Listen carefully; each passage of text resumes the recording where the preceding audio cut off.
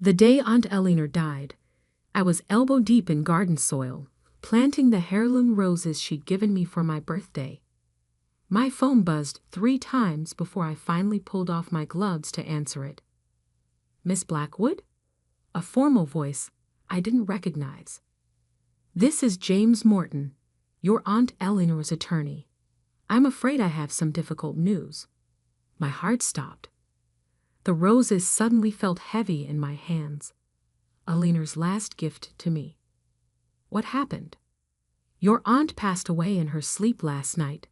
He hesitated. She left explicit instructions for me to contact you first, before anyone else in the family." I sank to my knees in the dirt, barely registering his words. Aunt Eleanor, the woman who taught me to read, who'd snuck me chocolate chip cookies during dreary family functions, who'd supported every dream I'd ever had, was gone. "Miss Blackwood, are you there?" "Yes," I managed. "I'm here." What do you need me to do?"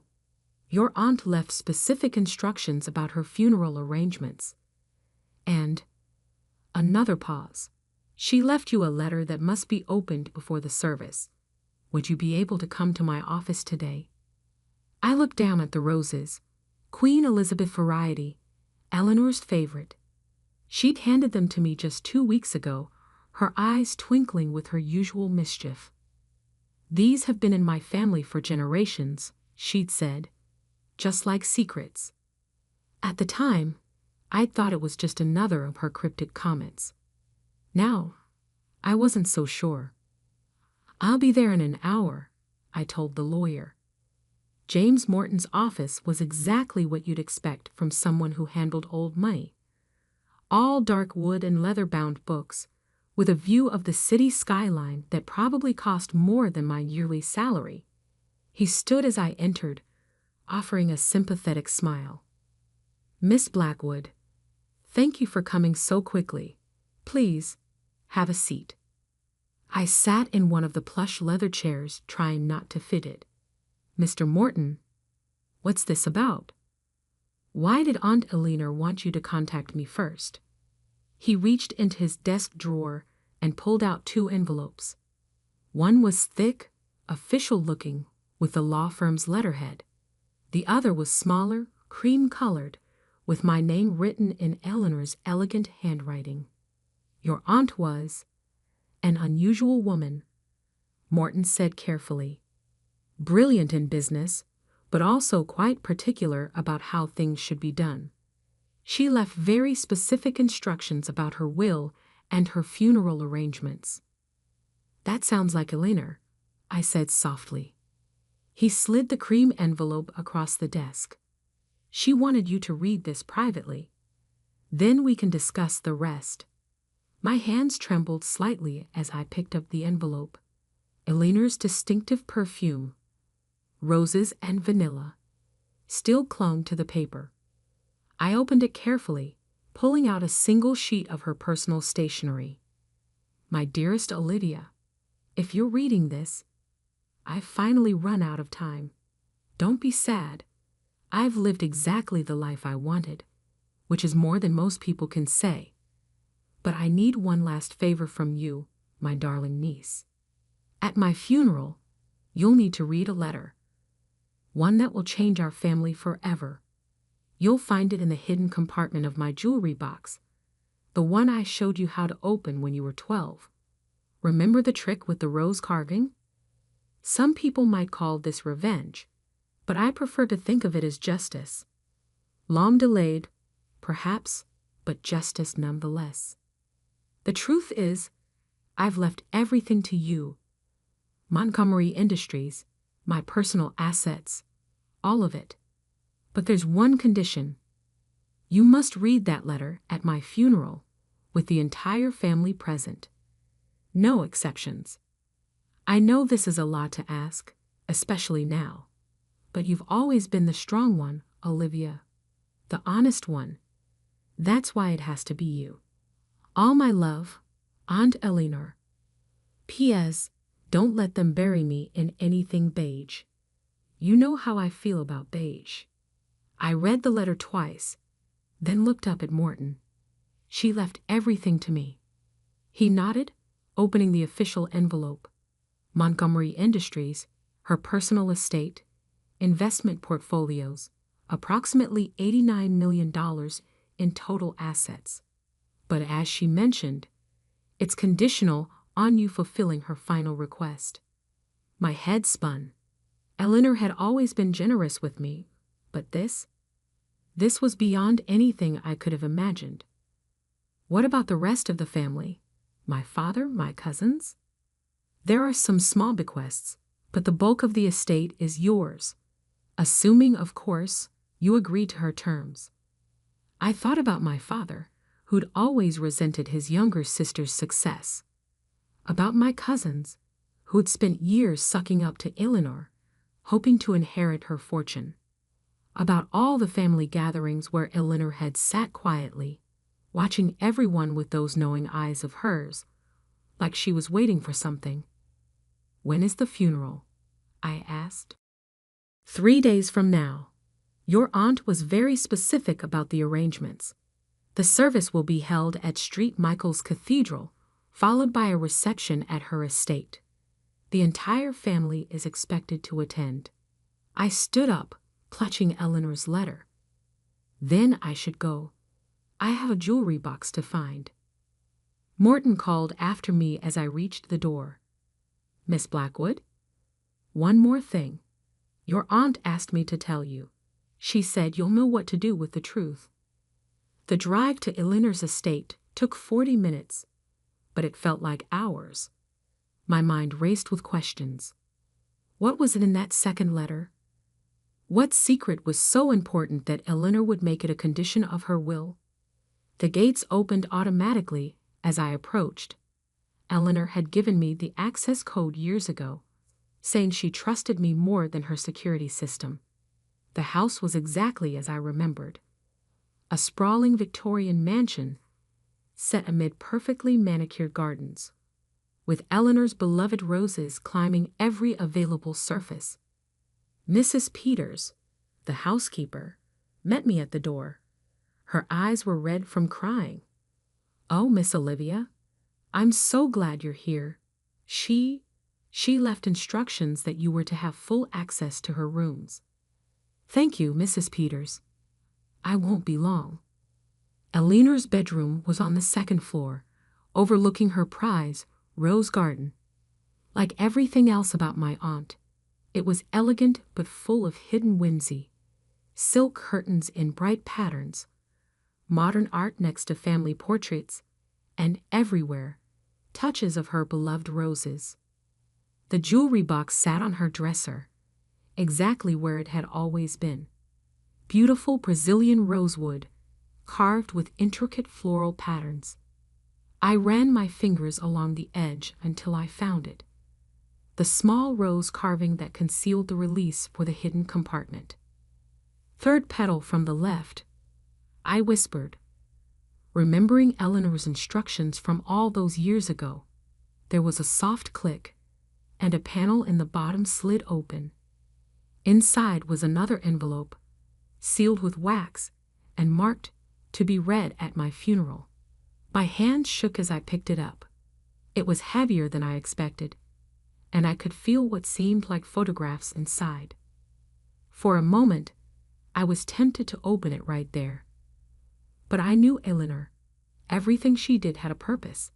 If she wanted this revealed at her funeral, in front of the whole family, she must have had her reasons.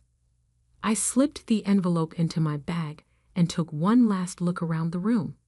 On the bedside table was a framed photo I'd never seen before. Eleanor as a young woman, standing in front of Montgomery Industries' first office. She was smiling that knowing smile of hers, the one that always made me feel like she could see right through people's pretenses. "What did you know, Aunt Eleanor?" I whispered to the photograph. What secret was worth waiting a lifetime to reveal? The next 3 days passed in a blur of funeral arrangements and family drama. My father called 6 times, alternating between concern about my involvement in the arrangements and barely concealed anxiety about the will. My cousins sent a barrage of text messages, each one more transparently self-interested than the last. Through it all, I kept Eleanor's sealed envelope close.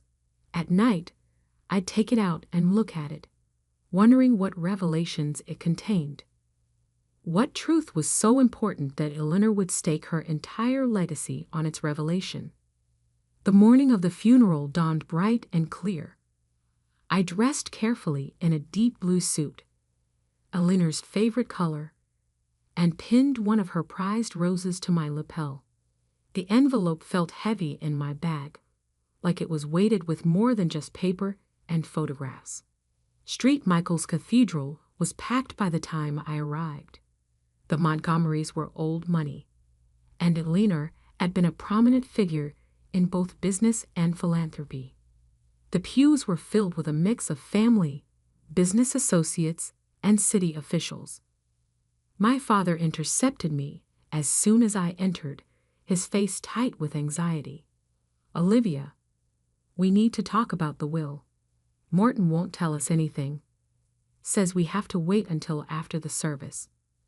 "What's going on?" I met his eyes steadily. "We'll all find out together, Dad. That's what Aunt Eleanor wanted." He grabbed my arm as I tried to pass. "Olivia, if you know something—" "Let go, Dad," I said quietly, but firmly. "This is Eleanor's funeral. Show some respect." The service itself was beautiful, exactly as Eleanor would have wanted it. No beige in sight. The flowers were all roses in deep reds and vibrant pinks, her favorite colors. The minister spoke about her generosity, her intelligence, her dedication to making the world better. Finally, it was time. Morton caught my eye from the front pew and gave a slight nod. My hands trembled slightly as I walked to the podium, Eleanor's envelope clutched in my hands. The cathedral fell silent as I faced the congregation. My father sat in the front row, his face a mask of barely controlled anxiety. Next to him, my cousins John and Rebecca leaned forward eagerly, like vultures awaiting their next meal. I took a deep breath, breathing in the scent of roses that filled the air. In that moment, I could almost feel Eleanor standing beside me, giving me strength. Before she died, I began, my voice steady despite my racing heart. My Aunt Eleanor left me a letter with specific instructions. She wanted it read here today, in front of everyone who knew her. I broke the wax seal slowly, aware of hundreds of eyes watching my every move. Inside were several sheets of paper, and as I'd suspected, photographs. As I pulled them out, I heard my father make a strangled sound from the front pew. The first photograph showed a young Eleanor standing next to a man I didn't recognize. They were both smiling, holding up what looked like blueprints.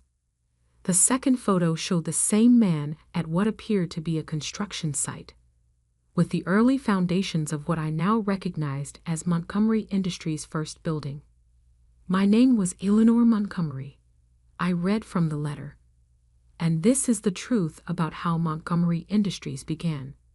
My hands were steady as I began reading Eleanor's letter, my voice carrying clearly through the hushed cathedral.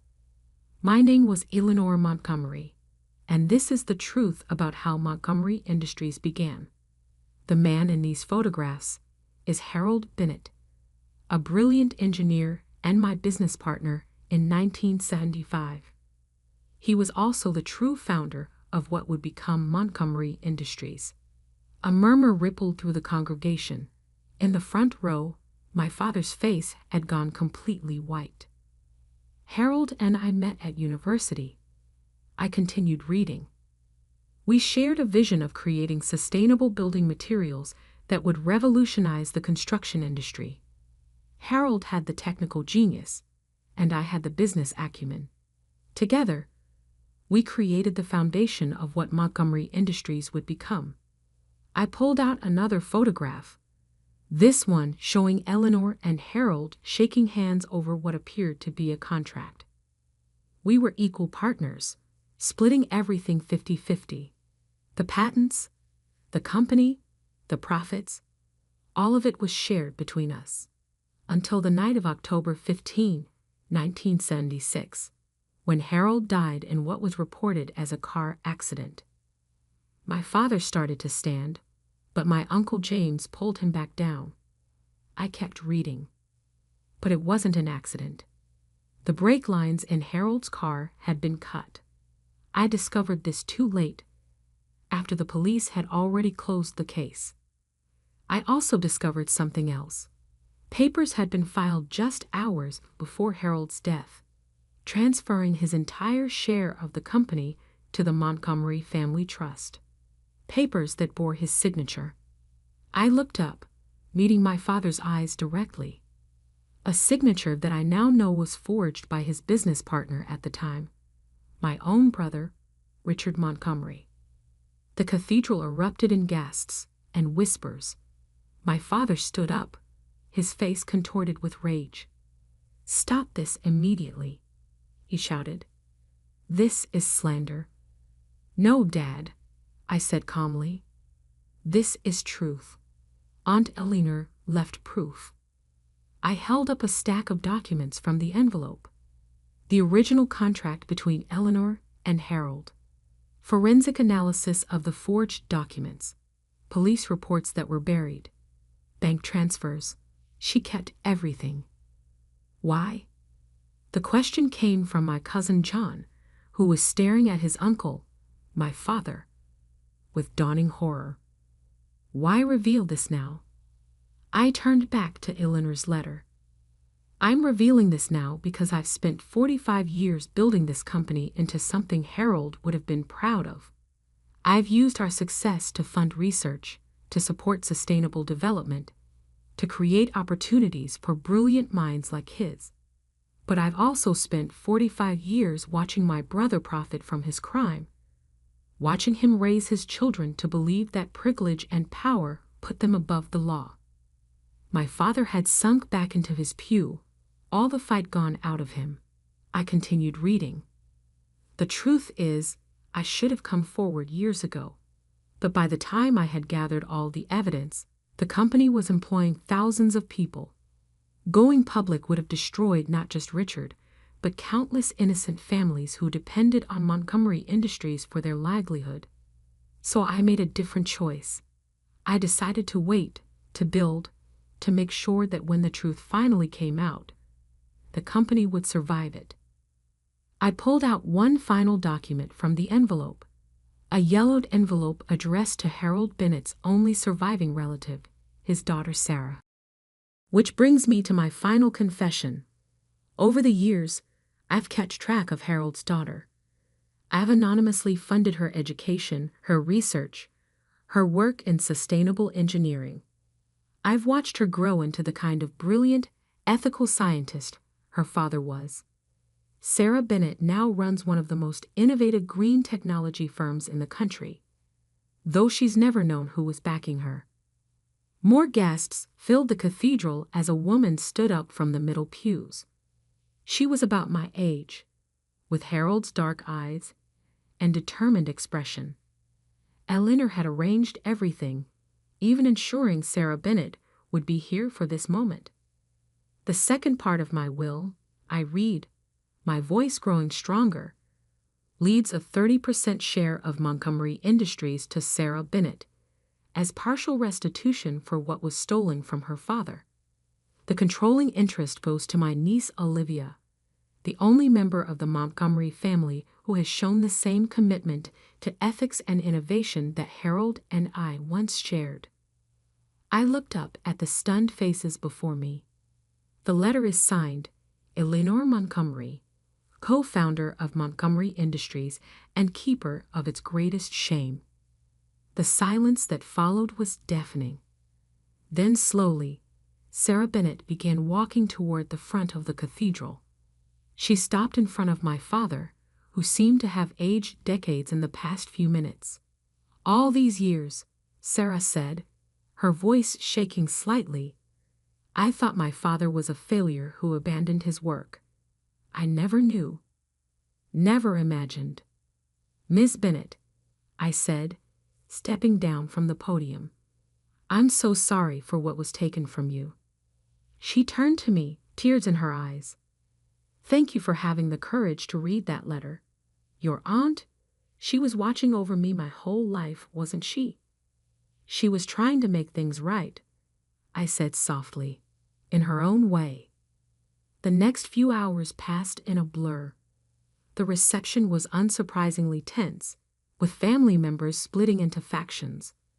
Those who demanded the letter be suppressed, those who insisted on going to the police, and those who simply sat in stunned silence. My father disappeared immediately after the service. I wouldn't hear from him for weeks, not until he checked himself into a rehabilitation facility, finally facing the guilt he'd carried for 45 years. In the months that followed, the truth about Montgomery Industries' founding became public knowledge. But Eleanor had been right. The company was strong enough to survive it. With Sarah Bennet's technical expertise and my commitment to Eleanor's vision, we began a new chapter in the company's history. 1 year after the funeral, I stood in Eleanor's rose garden, now blooming more beautifully than ever. Sarah had joined me for what had become our weekly meeting, where we discussed everything from company strategy to our shared love of sustainable innovation. You know what's strange? Sarah said, gently touching one of Eleanor's prized Queen Elizabeth roses. I always felt like someone was looking out for me, guiding my career from afar. I used to think it was my father's spirit. Now I know it was Eleanor. She tried to protect everyone, I said. The company, its employees, you, even my father in her own way. She just couldn't let the truth die with her. Sarah nodded thoughtfully. Do you think she made the right choice, waiting all those years? I considered the question carefully. I think she did the best she could with an impossible situation. She turned a company built on fraud into a force for good. She made sure you were taken care of. And in the end, she made sure the truth came out on her terms. And what about you? Sarah asked. Do you ever regret being the one who had to reveal it all? I looked out over the rose garden, remembering Eleanor's knowing smile, her cryptic comments, her quiet strength. No, I said finally. Eleanor chose me because she knew I could handle it. She knew I'd understand that sometimes doing the right thing means facing uncomfortable truths. She would be proud of what we've built, Sarah said, gesturing toward the Montgomery Industries building visible in the distance. A real partnership, just like she and my father intended. I smiled, touching one of the roses Eleanor had given me, now blooming in her garden. She once told me these roses had been in her family for generations, just like secrets. But maybe it's time for new traditions. Truth instead of secrets. Partnership instead of power. Building something together instead of taking from each other. Sarah squeezed my hand. I think both our fathers would like that. That evening, as I sat in Eleanor's study, now my study, going over company reports, I found a small note tucked into her old desk calendar. It was dated the day she died, written in her elegant hand. Dearest Olivia, if you're reading this, you've done what I asked. You've faced the truth and handled it with grace. That's why I chose you. Not just to inherit the company, but to make it better than it was. To make it what Harold and I dreamed it could be. The roses in the garden will bloom again next spring. When they do, remember that beauty can grow from even the darkest soil, if we have the courage to plant it. All my love, Eleanor. I placed the note carefully in my drawer and looked out at the garden, where the setting sun painted the roses in shades of gold. Eleanor had left me more than just a company. She'd left me a chance to right an old wrong, to build something meaningful, to prove that it's never too late for truth to bloom. Tomorrow, there would be meetings and decisions and all the responsibilities that came with running a multi-million-dollar company. But for now, I sat in the quiet of Eleanor's study, surrounded by the scent of roses, knowing that sometimes the heaviest inheritances aren't measured in money, but in the weight of the truths we choose to carry. And like Eleanor, I would carry this truth with grace, using it not to destroy, but to build, not to punish, but to heal, creating something beautiful from the soil of the past. After all, that's what Eleanor had done. That's what she had trained me to do. And somewhere, I knew, she was watching with that knowing smile of hers, proud that her final secret had finally found its way into the light.